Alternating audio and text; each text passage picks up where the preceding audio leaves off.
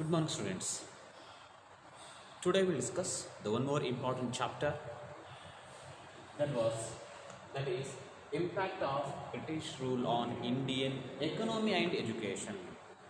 How the British rule made impact on Indian economy and education. Remember here, so the British by implementing many rules and regulation, they gained control over India. So British ruled for India more than 250 years. So more than 250 years India was under the control of British. How that British ruled long term in India? Because of many policies.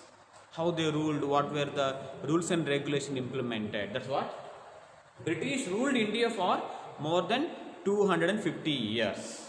During the period, they exploited the Indians politically, economically, socially.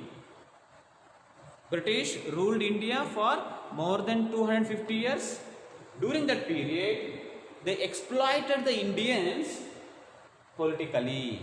They politically exploited the Indians, economically exploited the Indians, and socially they exploited the Indians.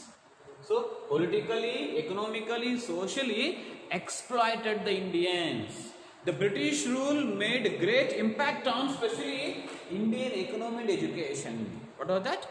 The British rule made the great impact on Indian economy and education. So, in this chapter, we'll discuss about that. In this class, we'll discuss about that impact of British rule on Indian economy and education. What were the changes they brought in Indian economy and education? How Britishers were exploited the Indians. Remember that is mainly the land revenue was a major source of the income to the government. What was the major source? Land revenue was the major source of income to the government. This land revenue used for expenditure on administration. Remember that is usually the land revenue used for expenditure on Indian administration. So whatever the benefits they got, what are the profit they got from Indians, this excess of amount, benefit amount utilized for that Indian administration. Okay, ma'am? British incurred expenditure on administration. That is one point. Come to that. So on the remaining amount utilized for that, the maintenance of large armies. One point. British incurred expenditure on administration. One point. The second point, the maintenance of large army, and remaining they used the amount for waging many wars against the Indians. So whatever that money they got from the farmers as a land revenue, this amount, the large amount utilized for that expenditure on administration, maintenance of large army, and waging many wars. So that's what land revenue was the major source of income to the government. So that income utilized for these purposes. So that's what the British exploited Indians politically, economically, socially. And they gave importance to expansion policies. Expansion and aggressive policies. So through the expansion and aggressive policies, British gained control large part of India, and they gave importance to loot Indian economy. This amount, the looted amount, Indian amount shifted to England. That is called drain theory. The drain theory was proposed by Dadabhai Naoroji, the grand old man of India, the father of early nationalist Dadabhai Naoroji. He wrote the book Poverty and Un-British Rule in India. In that book, he proposed about drain theory. Indian wealth systematically shifted to England. That is it. So drain theory will come under that. Yes. Here we discuss about that economic impact. What were the economic impacts under that main policy? So British introduced a permanent revenue system or zamindari system.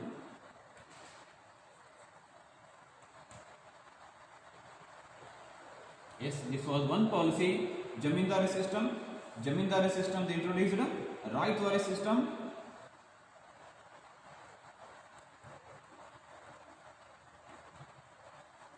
And they introduced Mahalwari system.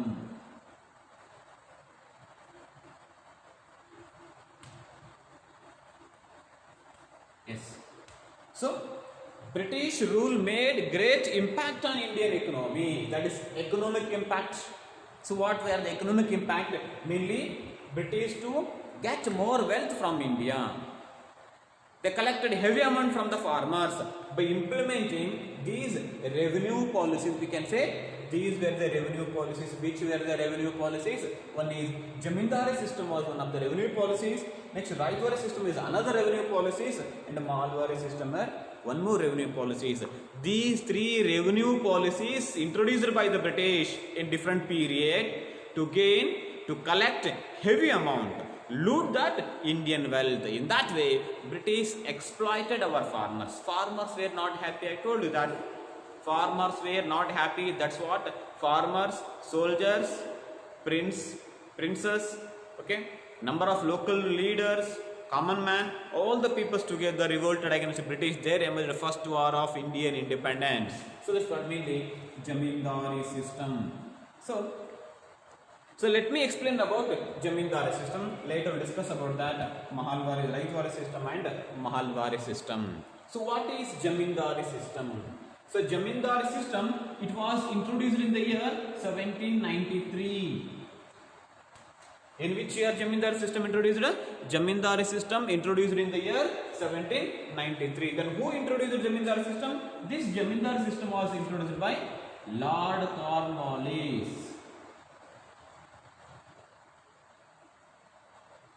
Remember students, who introduced Jamindari system is a multiple choice question, one marks question or even GK point of view. So according to this, who introduced Jamindari system and when? Yes, Lord Cornwallis introduced Jamindari system in the year 1793. Who was Lord Cornwallis? He was a Governor General of India. As a Governor General of India, Lord Cornwallis introduced that revenue policies named Jamindari system. Jamindari system is also called as a permanent revenue settlement. Is also called as a permanent revenue settlement.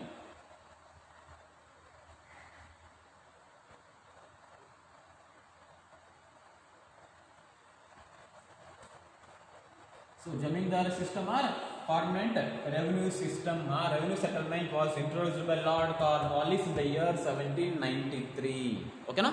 Remember that this system, this Jamindari system introduced in different places.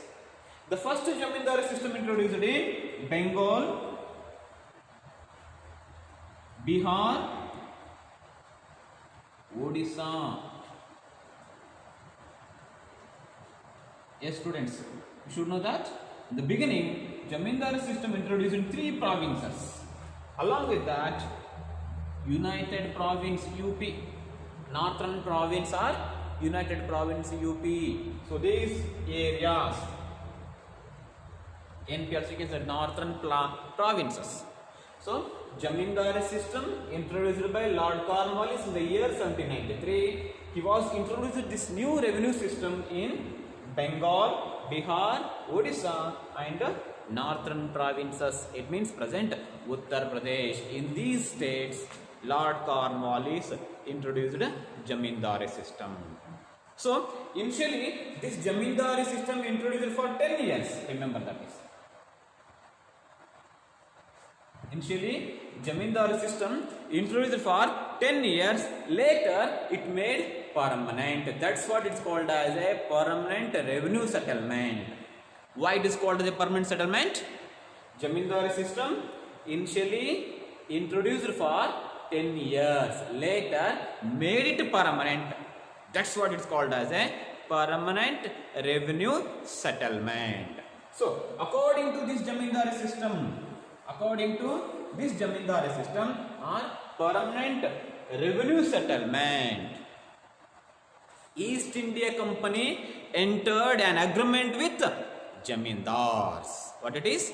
East India Company, English East India Company entered an agreement with Jamindars.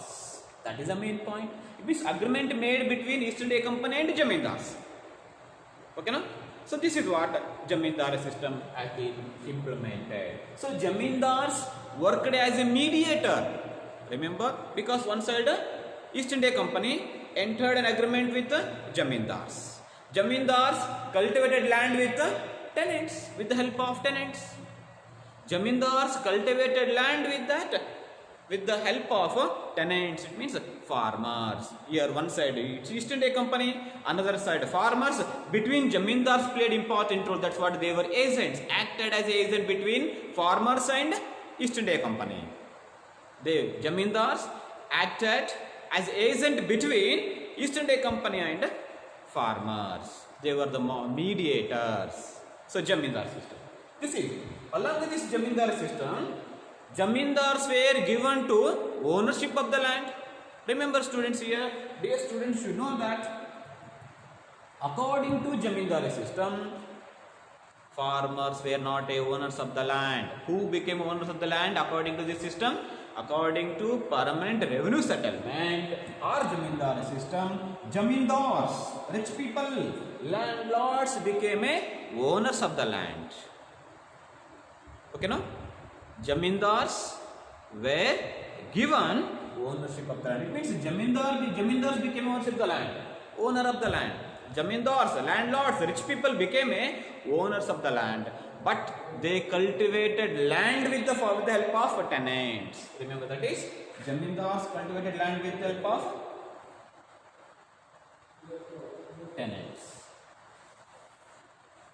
So tenants and East India Company one side between Jamindars.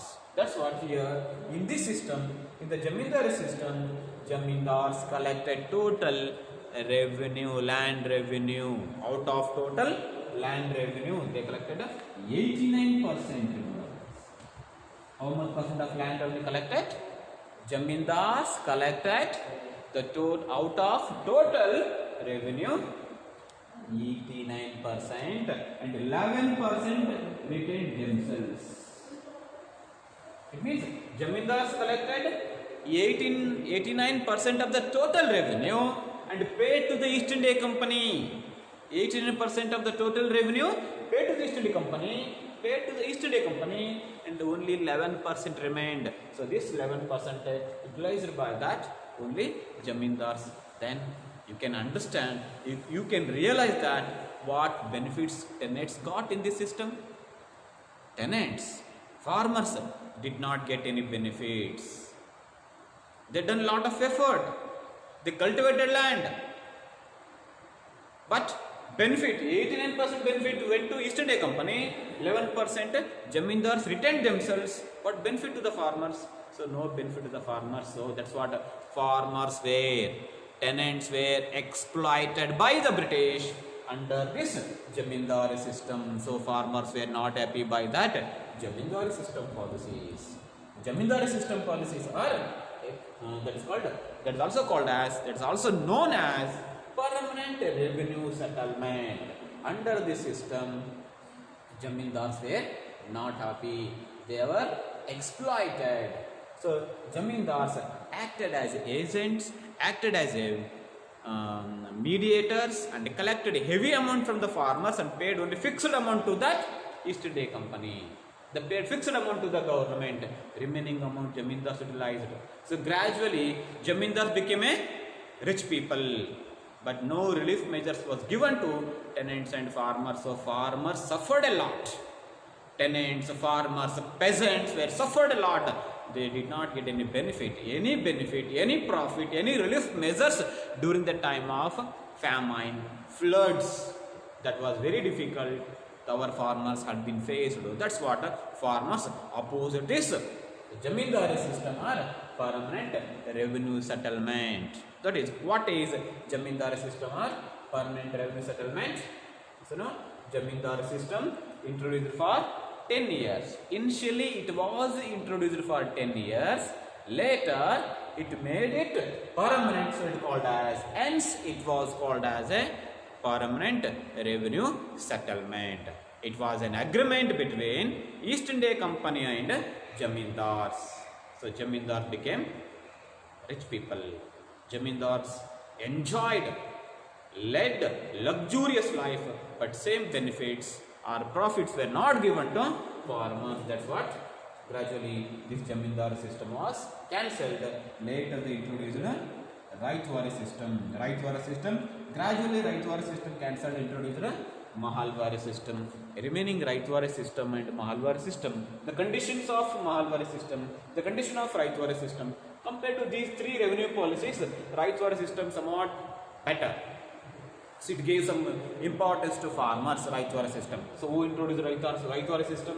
What were the terms and conditions of Raitwari system and Mahalwari system? All these information we will be discussing in that next period. Thank you.